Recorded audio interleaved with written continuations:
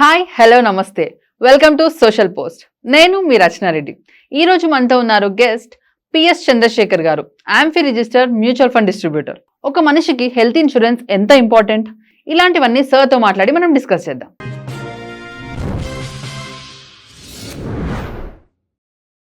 Sir, ఇప్పుడు health insurance అనేది చాలా ఇంపార్టెంట్. కానీ కొన్నిసార్లు ఏం జరుగుతుందంటే, మనకు ఆఫీసెస్లో హెల్త్ ఇన్సూరెన్సెస్ ప్రొవైడ్ చేస్తున్నారు కదా అని చెప్పేసి మనం ఇండివిజువల్ హెల్త్ ఇన్సూరెన్స్ అసలు కేర్ చేయట్లేదు. సో ఇదేమన్నా మనకి ఫ్యూచర్ని ఎఫెక్ట్ చేస్తుందా? ఎలాంటి సిచ్యువేషన్స్ వస్తాయి సార్ ఇన్ కేస్ మనం తీసుకోకపోతే? మేడం, ఇప్పుడు గ్రూప్ హెల్త్ ఇన్సూరెన్స్ అంటారు. ఎవరైనా కార్పొరేట్ లో పనిచేసిన వాళ్ళు గ్రూప్ హెల్త్ ఇన్సూరెన్స్, మొత్తం ఎంప్లాయీస్ కి ఒక గ్రూప్ హెల్త్ ఇన్సూరెన్స్ తీసుకుంటారు. దానికి ఒక ఎంతో లిమిటేషన్స్ ఉంటాయి. ఇంత అమౌంట్ ఎష్యూర్డ్ అమౌంట్ లిమిటేషన్స్ ఉంటాయి. ఒకటి. రెండోది, ఎందుకు వాళ్ళు తీసుకోవట్లేదంటే, ఇప్పుడు ఇన్సూరెన్స్ ఉంది కదా, నాకు ఇప్పుడు అవసరం లేదు, ఏదైనా అయినా మా ఫ్యామిలీ అంతా కవర్ అవుతుంది కదా అని ఆలోచిస్తారు. సో ఇప్పుడు మనకి ఆ రోజు ఆ టైంలో వాళ్ళకి ఏమి హెల్త్ ఇష్యూస్ లేదనుకున్నాం, ఓకే, వెల్ అండ్ గుడ్. రేపు ఒక 30 years 35 years 40 years వచ్చినప్పటికి, అందుకని ఇండివిజువల్ పాలసీస్ తీసుకోరు హెల్త్ ఇన్సూరెన్స్.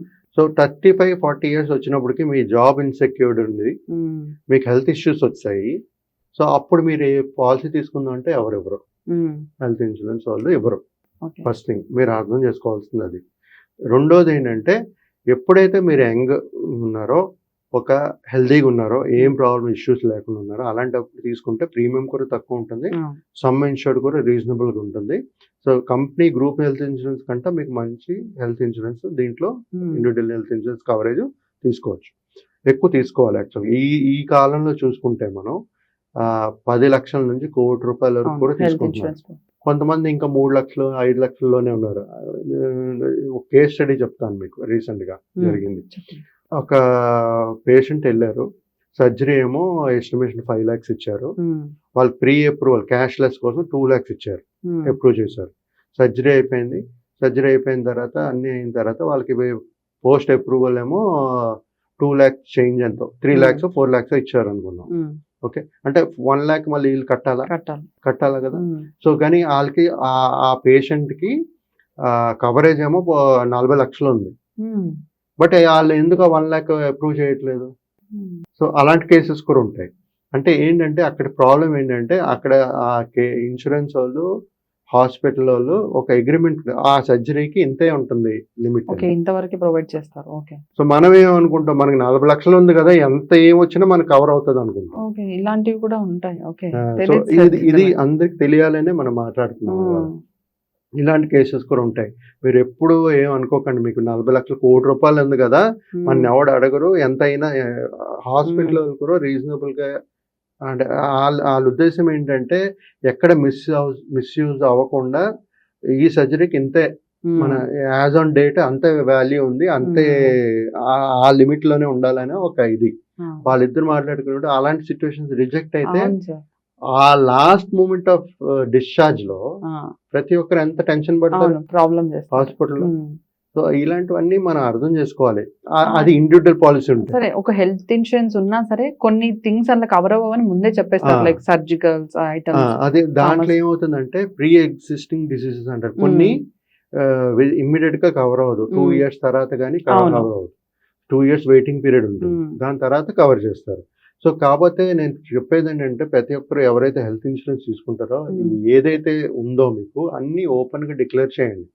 డిక్లేర్ చేయకపోయినా మీరు మళ్ళీ ఒక 1 year 6 months తర్వాత మీరు సర్జరీకి వెళ్తే అవన్నీ ఉన్నాయి అని చెప్తే రిజెక్ట్ చేసేస్తారు స్ట్రైట్ అవే.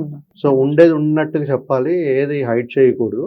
మనం ఇలా చేసుకుంటూ వెళ్తే మనకి ఎప్పటికైనా హెల్త్ ఇన్సూరెన్స్ చాలా ఇంపార్టెంట్. ఇప్పుడు నేను ఫర్ ఎగ్జాంపుల్ చెప్పాను, 5 lakhs 4 lakhs అప్రూవ్ చేశారని.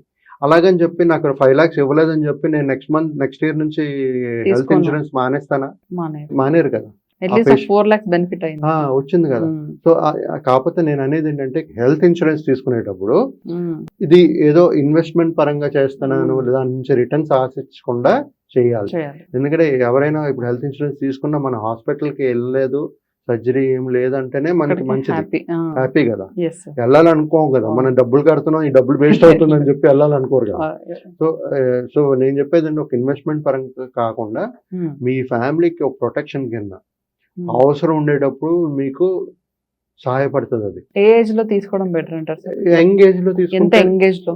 25, 30 Okay. ఇయర్స్ లో తీసుకుంటే వాళ్ళ ప్రీమియం రీజనబుల్ గా ఉంటాయి. ఆ ప్రీమియం తో పాటు ఎన్ని సంవత్సరాలు అయితే వాళ్ళు ఉంటారో వాళ్ళ సమ్ ఇన్సూర్డ్ కూడా పెరుగుతూ వస్తుంది వాడకపోతే Hmm. పెరుగుతూ ఉంటుంది. కొన్ని హెల్త్ ఇన్సూరెన్స్ ఉన్నాయి 70 lakhs 10 lakhs తీసుకుంటే 70 lakhs వరకు వెళ్తుంది. 10 lakhs తీసుకుంటే ఎవ్రీ ఇయర్ 10 lakhs పెరుగుతూ పెరుగుతూ ఉంటుంది. 1 కోటి రూపాయల వరకు వెళ్తుంది. సో అలాంటి స్కీమ్ చాలా హెల్త్ ఇన్సూరెన్స్ ఉన్నాయి. అలాంటి దాంట్లో ఏదో ఒకటి తీసుకోవాలి. ఈ కొంతమంది ఇంకా 5 లక్షలు 3 లక్షల్లో తీసుకుంటున్నారు. అలాంటి ఇన్సూరెన్స్లు అంత స్టార్టింగ్ తక్కువ ఫ్రమ్ 10 amount. lakhs టు ముందు పైకి ఈ ప్రెసెంట్ సినారియోలో అయితే నాకైతే మినిమం 10 లక్షలు కావాలి ప్రతి ఒక్కరికి. 5 లక్షలు అనేది ఇప్పుడు చిన్న సర్జరీ ఒక 5 లక్షలు అంటే రేపు హార్ట్ గీట్ సర్జరీ అయితే ఎంత ఉంటుంది? సో మినిమం 10 lakhs నుంచి అది ప్రతి ఒక్కరు పెరిగేటట్టు చూసుకోవాలి. కన్సిడర్ చేయాల్సిన. పెరిగేటట్టు చూసుకోవాలి. అవును సార్. మీరు 10 లక్షలు 20 లక్షలు అయిపోయి ఆగిపోతుంది అంటే 20 Yes. లక్షలు కూడా సరిపోవచ్చు. కోవిడ్ సమయంలో ఆస్తులు అమ్మేసి అవును. మొత్తం ఇల్లులు అమ్మేసి ట్రీట్మెంట్ తీసుకుని చనిపోయిన వాళ్ళు చనిపోయిన వాళ్ళు ఉన్నారు. చాలా మంది. చాలా మంది ఉన్నారు. సో నేను చెప్పేది అంటే కార్పొరేట్ గ్రూప్ హెల్త్ ఇన్సూరెన్స్ ఉన్నా సరే ఒక పర్సనల్ హెల్త్ ఇన్సూరెన్స్ ఉండాలి. ఎందుకని ఒకవేళ వాళ్ళకి 10 లక్షలు 50 లక్షలు ఉన్నా సరే పర్సనల్ హెల్త్ ఇన్సూరెన్స్ ఉండాలి. ఎందుకంటే ఒక జాబ్ లేనప్పుడు మీరు ఎప్పుడైనా బయట ఉండేటప్పుడు మీరు బయటకు వచ్చేటప్పుడు అప్పుడు మీకు హెల్త్ ఇన్సూరెన్స్ కావాలంటే రాపోవచ్చు. Some insurance సరిపోవచ్చు. మీరు అంత ప్రీమియం కట్టలేకపోవచ్చు. సో ఇవన్నీ ఇష్యూస్ ఉంటాయి. ఇవన్నీ ఆలోచించుకుంటూ ఒక వెల్ ప్లాన్ లో హెల్త్ ఇన్సూరెన్స్ అనేది ముందు నుంచే తీసుకోవాలి. ఒక ఫుల్ కంప్లీట్ ఫ్యామిలీ కవర్ అయ్యేటట్టు తీసుకోవాలి. సార్ చాలా మంది హెల్త్ ఇన్సూరెన్స్ అయినా కన్సిడర్ చేస్తారు కానీ టర్మ్ ఇన్సూరెన్స్ ని మాత్రం నెగ్లెక్ట్ చేస్తారు. అవునండి. ఈ రెండిట్లలో ఏది ప్రయారిటీ అంటారు? ఆబ్వియస్లీ హెల్త్ ఇన్సూరెన్స్ ఎప్పుడు ఉండాలండి. టర్మ్ ఇన్సూరెన్స్ అనేది ఇప్పుడు ఫర్ ఎగ్జాంపుల్ ఆస్తులు బాగున్నాయి, బాగా ఆస్తులు ఉన్నాయి, వాళ్ళు టర్మ్ ఇన్సూరెన్స్ అవసరం లేదు. బట్ ఎవరైతే మిడిల్ క్లాస్ వాళ్ళు వీళ్ళు ఉంటారో అలాంటి వాళ్ళు మనకి హెల్త్ ఇష్యూస్ కూడా ఏదైనా ముందు రావచ్చు అనుకున్నప్పుడు మనం ప్రిడిక్ట్ చేయలేము. బట్ ఒక టర్మ్ ఇన్సూరెన్స్ అనేది తీసి పెట్టుకున్నాం అనుకోండి, మీరు లేకపోయినా మీ ఫ్యామిలీని ప్రొటెక్ట్ చేస్తుంది అది. మీ లేదనుకో ఫర్ ఎగ్జాంపుల్ 1 crore తీసుకున్నాం అనుకున్నాం, ఆయనకి ఏదైనా అయితే వాళ్ళ పిల్లల చదువులకు కానీ వాళ్ళు బతకడానికి కానీ 1 కోటి రూపాయలు ఇస్తారు.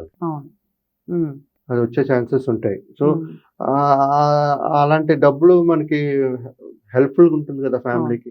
సో ఇలాంటి ఇన్సూరెన్స్లు ఇంపార్టెన్స్ ఆ సిచ్యుయేషన్ లో తెలుస్తుంది. మనం ఇప్పుడు ఎంత మాట్లాడినా ఎంత చెప్పినా ప్రజలకి జనాలకి బర్డెన్ లాగా అనిపిస్తుంది తప్పించి వాళ్ళకి రియలైజ్ అవ్వట్లేదు. సో అది ఇవన్నీ కూడా చూసుకుంటూ చేయడం అనేది చేయాలి. సో ప్రతి ఒక్కరు కన్సిడర్ చేయాల్సింది health insurance and term insurance కంపల్సరీగా ప్లాన్ చేసుకుంటూ చేయాలి.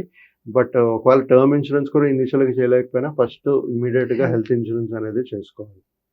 చేసుకుంటూ వెల్త్ కూడా ప్లాన్ చేసుకుంటూ వెళ్ళాలి దాంతో పాటు. Okay sir, thank you. So చూసారుగా, ఇలాంటి యూస్ఫుల్ టిప్స్ కోసం వెంటనే సోషల్ పోస్ట్ ఛానల్ ని సబ్స్క్రైబ్ చేసేయండి.